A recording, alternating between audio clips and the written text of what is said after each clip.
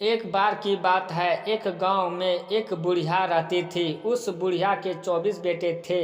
एक दिन बुढ़िया के 24 बेटे किसी यात्रा पर रवाना हुए। अपने यात्रा में चलते चलते रास्ते में वे सब एक किले में पहुँचे। उस किले के एक कमरे में उस बुढ़िया के 24 बेटे भोजन करने के लिए उस कमरे में बैठे। वह कमरा बहुत पुराना था और बड़ी बुरी हालत में था। अचानक उस कमरे की छत किसी तरह टूटने लगी और छत टूटने के कारण उस बुढ़िया के 8 बेटे मर गए।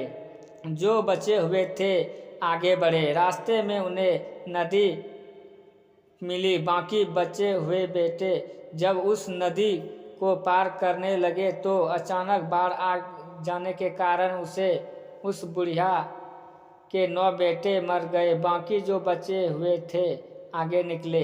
कुछ देर तक आगे चलने के बाद बुढ़िया के 3 बेटों ने रास्ते में खराब खाना खा लिया, जिसके वजह से तीनों बेटों की रास्ते में पतले दस्त लग गई और वे तीनों मर गए। बाकी बचे हुए भाई एक गांव में प्रवेश कर ही रहे थे कि इतने में उस गांव से एक पागल सांड पहुंचा और उसने उनमें से 2 भाइयों की जान ले ली। उसके बाद गांव में पहुंचे पर एक बूढ़े भाई को बुखार आ गया और वह मर गया। अंत में एक भाई जो बच गया था वह अपने घर वापस आया। उसे घर आया देखकर उसकी माँ ने उससे पूछा, बेटा कहो क्या बात है, तुम्हारे बाकी के भाई किधर है? यह सुनकर उस बुढ़िया का बेटा बोला, माँ 8 भाई तो किले के कमरे की छत टूटने के कारण मर गए। उसके बाद माँ ने कहा, हाय, और बाकी के किधर गए? यह सुनकर उसके बेटे ने कहा, माँ 9 नदी के पार बाढ़ में बह गए। उसके बाद उसकी माँ बोली, हाय।